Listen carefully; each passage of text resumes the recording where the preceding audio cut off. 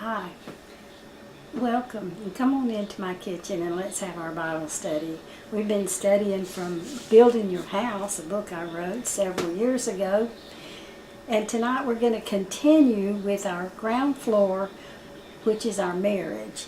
And the Bible says in Proverbs that a word fitly spoken is like apples of gold in pitchers of silver. I'm thinking about apples and words that start with A that could affect our marriage for the better. The first one is accept. Let's pick at the apple of accept. Do you accept your husband for the way he is? Have you accepted him, fully accepted him?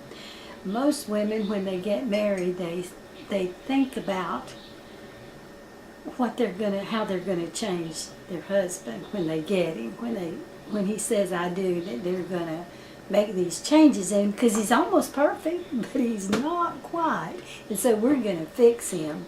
I did this. I believe it was Barbara Johnson in one of her books years ago that said when a woman's walking down the aisle, she's thinking about the aisle, then she's thinking about the altar where she's gonna kneel, and then she's thinking about the hymn that they'll sing during this wedding. And so walking down the aisle, she's thinking aisle, altar, hymn, aisle, altar, hymn, aisle, altar, hymn. And that's what we want to do, is alter our husbands. But the best thing that we could do for him and for ourselves is to accept him as he is. To accept means to receive willingly and gladly. Do you let your husband know how glad you are that he's your husband, or are you still trying to change him?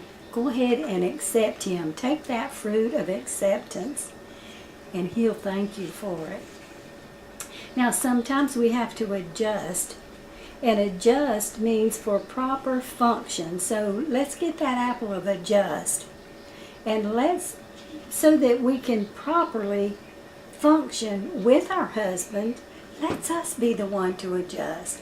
You know, in a class I took years ago when we lived in Tampa, I took a class on marriage, and the first night the teachers passed out cardboard keys. It looked like a key, and on that key it said, if it's to be, it's up to me. And she said, you think about that. If it's to be, it's up to me. She said, women, it's up to you. You are the thermostat of the home, and you have such a big input in the atmosphere of your home.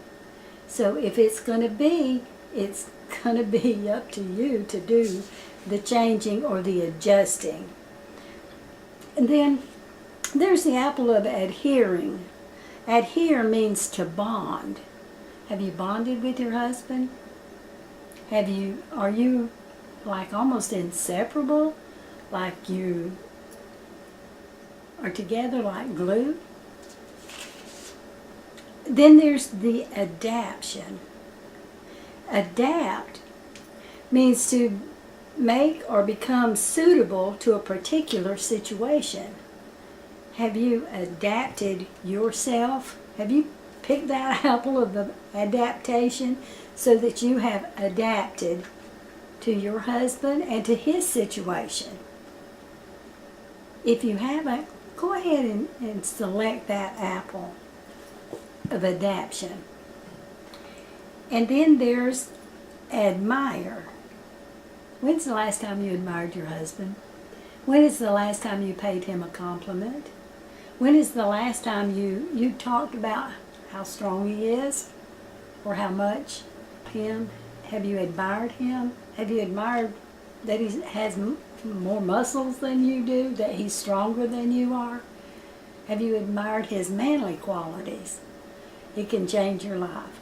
When I began to admire my husband, he planted roses. I had been wanting roses in my yard for a long time, and he went out on his own and bought rose bushes and planted me a beautiful garden because I admired his manly qualities.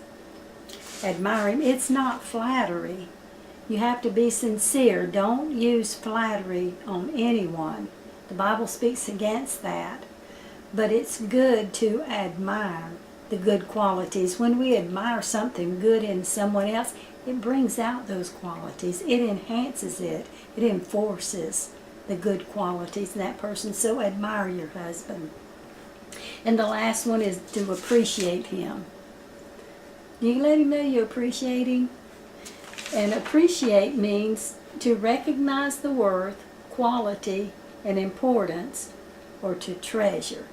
When's the last time you really treasured your husband? And let him know that you treasure him above all other men. There's no other man like him to you. I hope today that you'll pick all these apples of gold and pitchers of silver, and improve your marriage. I've told a lot about my marriage in this book. In fact, I tell about trying to change my husband on this very night, the night we were married. I started my plan that night to change this man and make him into the perfect man that I knew he could become.